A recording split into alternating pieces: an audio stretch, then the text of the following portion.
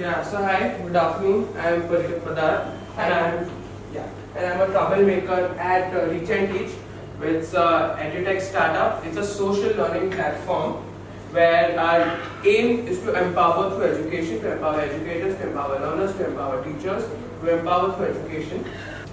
The underlying aspect is to tailor technology around educators. The Edu-tech startups that we have are currently tailoring technologies around learners, which is essentially very important.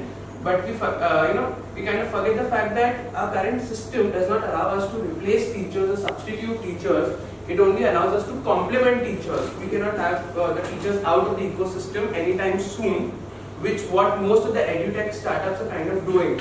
So here is where we are tailoring technologies around those educators, where we complement them and simulate the offline learning aspects in an online setup. So all the issues that they are having offline are basically being converted online.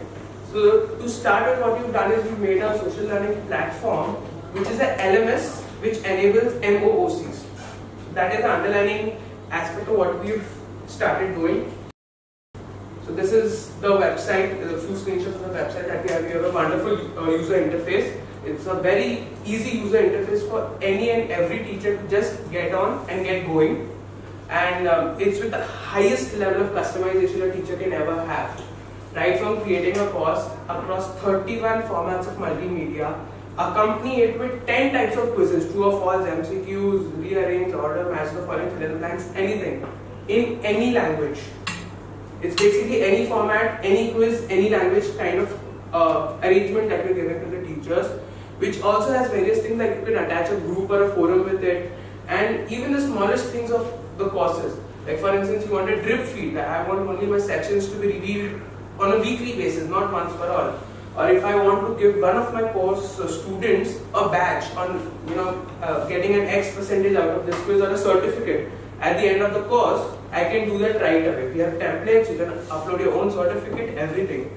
So the level of customization that we are offering is very high. We've integrated a payment gateway as well, so you can also monetize on this. The market opportunity is very big. We know that learning is a recession-proof market for sure, but it's a very big opportunity when it comes to Edu-tech, when it comes to adapting technologies. Students are adapting technologies. We have over 350 million students, over 20 million teachers across the country. Now these are the basic aspects. The institutes, the teachers and the students. These are the three spectrum of users that we're having. So it's a $40 billion industry, the Edu-tech industry, growing at a 17% CAGR, which is a wonderful growth rate. So having studied, we've done a market survey of 500 students and 500 teachers across 10 institutes. So we've got a couple of very shocking figures. Only 4% of these teachers use online tools for disseminating the content. Considering a use case where an engineering teacher has his or her own compiled or curated content, which is generally the case, where a teacher creates or compiles his or her own content in any format for that matter. They generally tend to email this to students every semester because the content has to remain same, students come and go. They have to do that, or they have to get a Xerox center where you can collect their notes as a Xerox center or anywhere. So this is where only 4% of the teachers use online repositories, that to either Google Drive or Dropbox or something like this. So here is where a USP is there, and also the value addition that we do, where we see that instead of plainly disseminating this content, why don't you just thread it into something that's creative, it's collaborative, it's lucrative, it's more engaging for the students, it's more illustrative, and probably with the maximum personalization that you'd want for yourself. So a couple of competitors that we need to show is Khan Academy, Unacademy, VizIQ and Byju's, of which VizIQ is probably the biggest competitor we could consider. But again, we have our own differentiators. We reach out right from a home tutor to a institute as big as Edu-tech. We are in talks with Edu-tech to revive their now defunct MOOC platform, Online Varsity. So, and also we've white labeled our platform with Pinnacle Education, it's a synthesis group company, where they're wanting to build a spectrum of courses across commerce and management. So we've had a pilot having 27 courses, 232 students, made by 11 teachers, all by themselves, across one institute in Mumbai University, and it's been a pretty successful pilot because we never had to push a product, it was always a pull. We pushed this to 11 teachers, and these 11 teachers got the 232 students that we had because it's for their convenience. It's basically empowering teachers and they're getting students for us. So as I told you, 31 multimedia formats, 9 quizzes, languages, dashboard, drip feed, badges. You can make notes anywhere and everywhere in between the course. Forums, connects, huge taxonomy that is associated with it. Yeah. So these are few of the value additions that we do, and our team is a very well-balanced team. We've been mentored by Devesh Chawla from Chatur Ideas and Mr. Garvesh Natarajan from 5F1. So we have two mentors. One of them is an Edu-tech, pioneer, and we've partnered with NASCOM, CII, and the Higher Education Forum basically for their and other connects, and we're trying to raise $100,000. Thank you. Currently, we have a B2B and a B2C revenue model. Whereas I told you that we've white-tabled this with clinical education. So there is a place where we're getting revenue. We're in talks with Edu-tech to revive that defunct MMOC. So that is a revenue model that we're exploring. That will come on your platform? No, it's going to be there on their platform as well as us. Online Message is still live. The courses are there, but it's defunct. They're not doing anything about it. The courses will also be on us and also on them and kind of exploring synergies to make that work.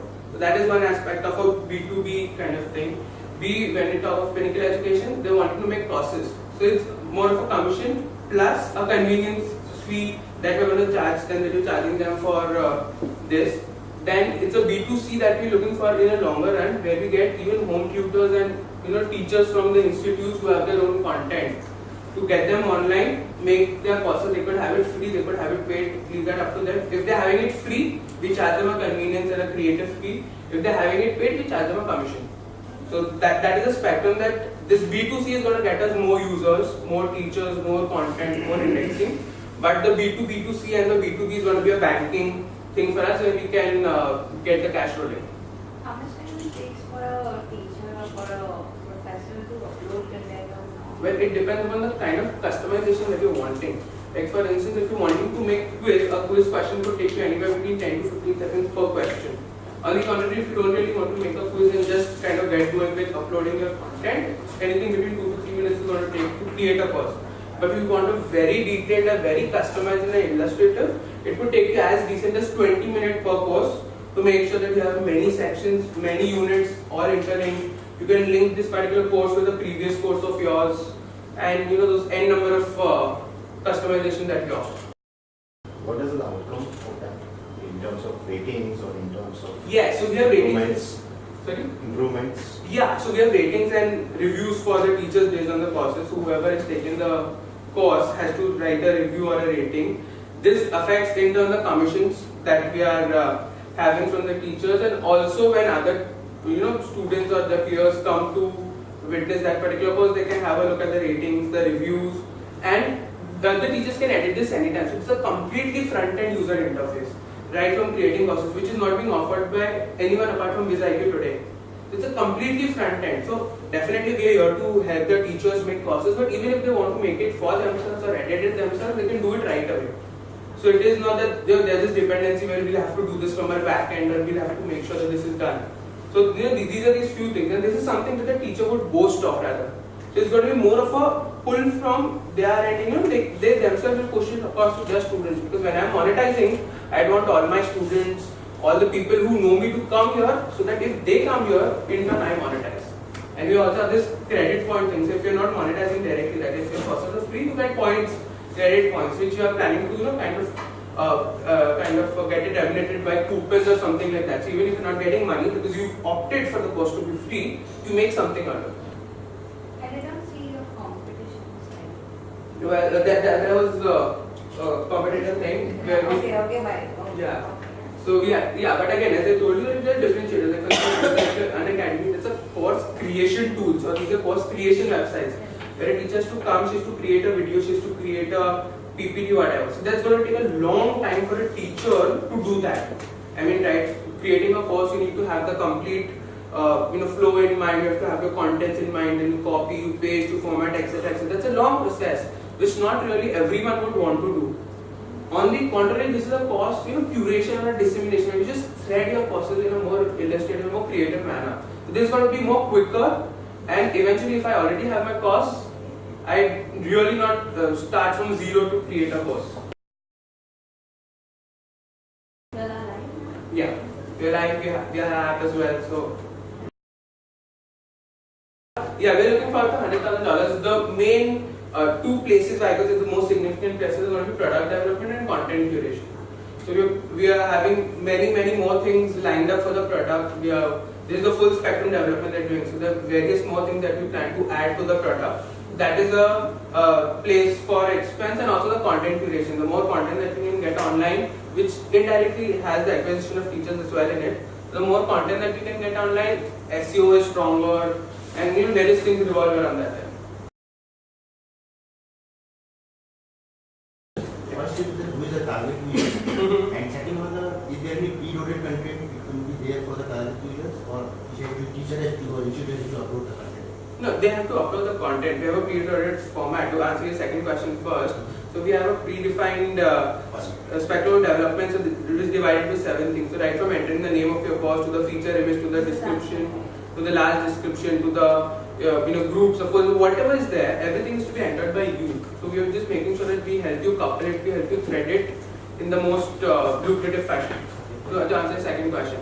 To answer your first question, which was who the targets are, currently we've started with companies. No, I am talking about the basically from it is for K-12 student or college student. No, we started with engineering and management as of now. But then when we talk of the white label offerings that we are having, it really doesn't matter because this can be used by anyone and everyone in any language, any format, etc. So eventually our go-to markets for the B2C is engineering and management, but anyone and everyone can use it because it supports a wide spectrum of things. Any other questions or suggestions? Okay, thank you.